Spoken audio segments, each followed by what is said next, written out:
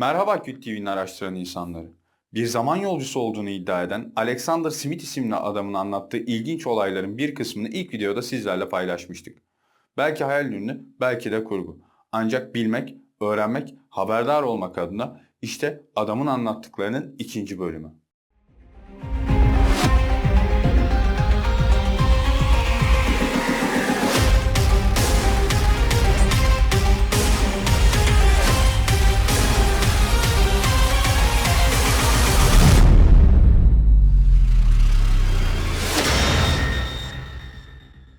I didn't think this actually worked.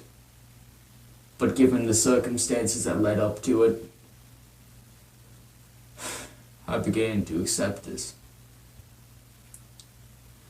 I think she, along with everybody else in that hospital who talked to me, they thought I was crazy. They thought I was making up my story. She said, "Sir, why don't you watch some TV and get your mind off this?" So I saw a remote control, different from any kind of remote control I've seen in 1981. On the side, sitting on that glass table as well. I picked up the remote control and there was a power button on the top.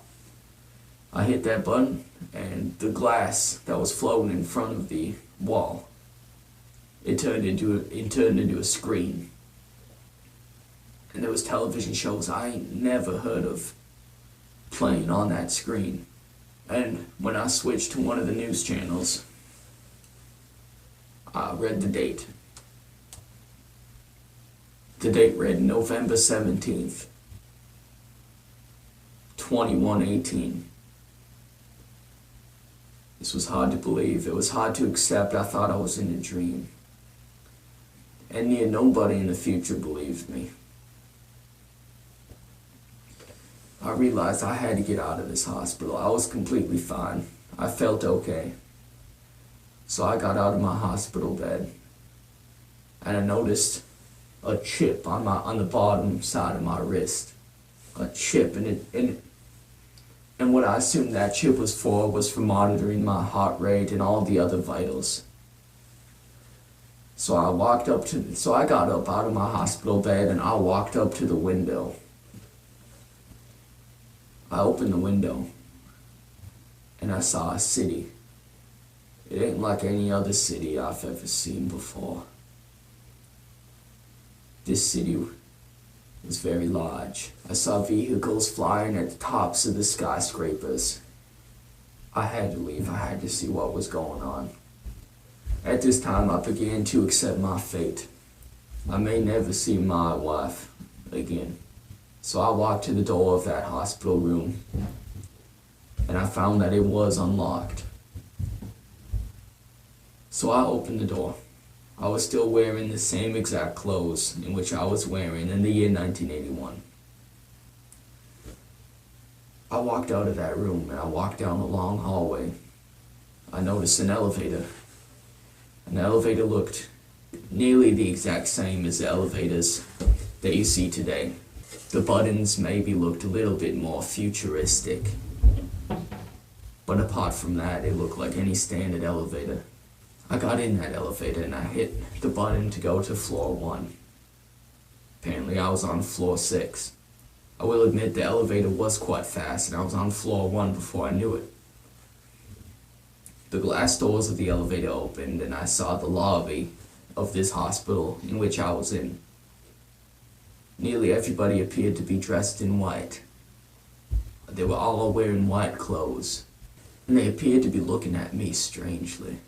I went up to the front desk of this hospital, and I asked the lady who was standing there, who was wearing all blue.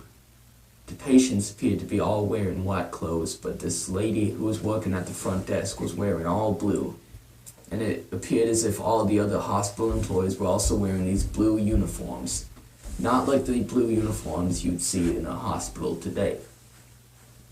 They were blue long sleeve shirts, blue pants of the same color. And I asked the lady, "Where am I?" And she tells me, "You're in District 508. And I said, "District 508? What does that mean?" And she says, "What do you mean, what does that mean?" Well, you're in District 508. I began to question everything. Where was I? I went up to the front of the hospital. I went to the front doors, which was sliding glass doors, and they open automatically when I walked through. And I realized I was on the outskirts of the city. This city with buildings I ain't never seen before. And I saw a sign saying District 508. And at the bottom of the sign I read in very small text. It said, District 508 of the Yavis Empire. I realized I was not in the United States. I was in a new place. I didn't know what this Yavis Empire meant. But I knew I had to come home. So I walked around the city a bit. It's a very strange city. I looked above me and I could see buses floating in the sky. I wasn't sure about how any of the technology worked, but I saw buses and cars flying in the sky above me. The streets down low were open. You could walk. Anybody could walk, and it was full of pedestrians and people biking but there was no cars at the base level. All the cars and all the other transportation was above, going in between the skyscrapers. And much of the skyscrapers appeared to be made of glass. They were all very transparent. And they were all very tall. Much taller than any skyscraper you'd see in New York. So I realized I was in the year 2118. I had no clue of where I was, or if I would ever get back to see my family again. In accordance to seeing people walking on the very base level of these streets, which were essentially one giant sidewalk in between all of the buildings in which people could walk on. In accordance to seeing people on these giant sidewalks or streets, I also saw robots. And such robots appeared to be floating a foot or two off the ground. And they appeared to look quite like humans, except they didn't have legs and they were floating up off the ground. I went up to a random man on the street. And I says to him, you need to listen to me. I know you're not going to believe what I'm about to tell you, but I'm a time traveler. And he simply says to me, okay, as if he hears it every day. And I asks him, what year was time travel developed? And he tells me it was developed in the year 2028. 2028, he says. And I says, no, I'm a time traveler, and I travel from the year 1981. He looks at me strangely and he says, but they taught me time travel was developed. So both of us were confused. I had to get back. So upon walking around, I went up to one of the robots. And I says, excuse me. And it turns around and looks at me. It looked like any other ordinary person, except it didn't have legs and it was floating off the ground. And it turns around and looks at me. And I says, excuse me, how can I time travel? And the robot says, well, sir, you need to go to the nearest time travel agency. And I says, time travel agency, where can I find that? And she gave me this little glass tablet type of thing, and it had directions on it. And it was updated in real time as I was walking with it. It had a purple line guiding me to my location, essentially a small map on a piece of glass, very lightweight. And it also appeared to be scratch resistant. So I followed the line in real time and it brought me down a couple streets. A few blocks away there was this one building. Not the biggest building, but still a skyscraper nonetheless. And I read time travel agency across the top of the building. So I went inside this building and there was a man at the counter. I wasn't sure if it was really a man or if it was one of them robots. But the robots, they appeared to talk in the same manner that people do. I couldn't distinguish any one of them robots apart from the people if it weren't for the fact that they were floating a couple feet off the ground and that they didn't have legs. So I asked the man at the front desk of this time travel agency, I says, I need to travel to the year 1981. And he says, that'll be $457.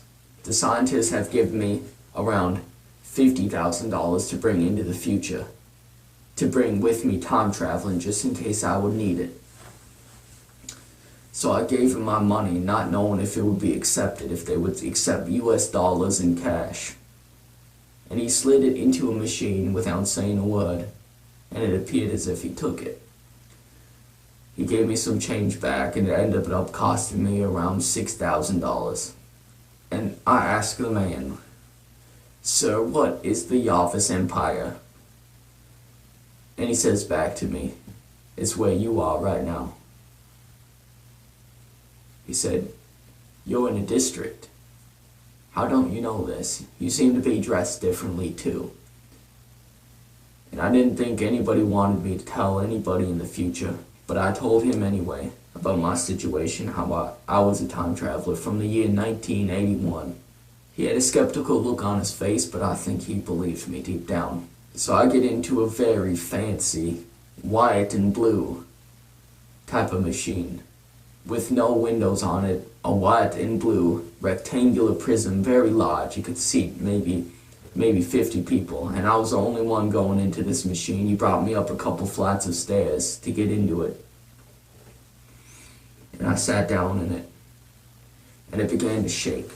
And eventually, I once again went unconscious. And I woke up on the side of the street in Los Angeles. It appeared as if it appeared back in 1981. And I thought it had maybe worked. And I go around and I ask a few homeless people, what year am I in? And he tells me 1981, so it appears as if it had worked.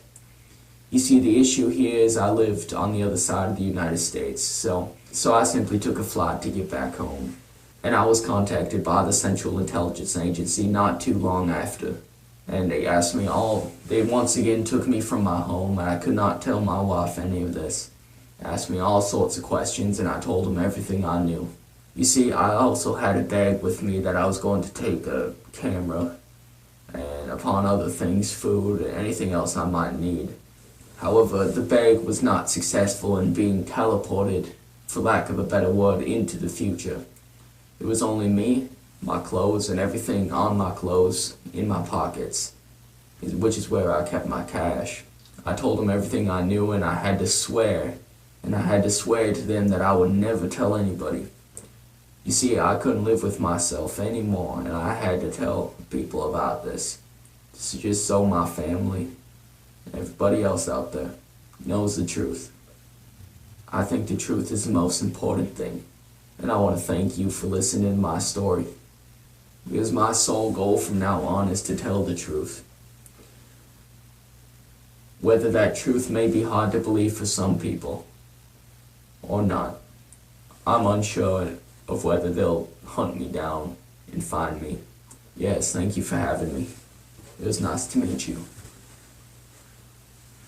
Nice to meet you too. Tüm soru, görüş ve önerileriniz için bana Instagram hesabımdan ulaşabilirsiniz. Araştırmalarımızın gelişerek devam edebilmesi için videoyu Facebook, Twitter gibi sosyal ağlarda paylaşmayı, yeni videolardan haberdar olup araştıran insanlar topluluğuna katılmak için Küt TV'ye abone olarak kanalın bildirimlerini açmayı unutmayın. Gelecek videoda görüşünceye kadar hoşça kalın araştıran insanlar.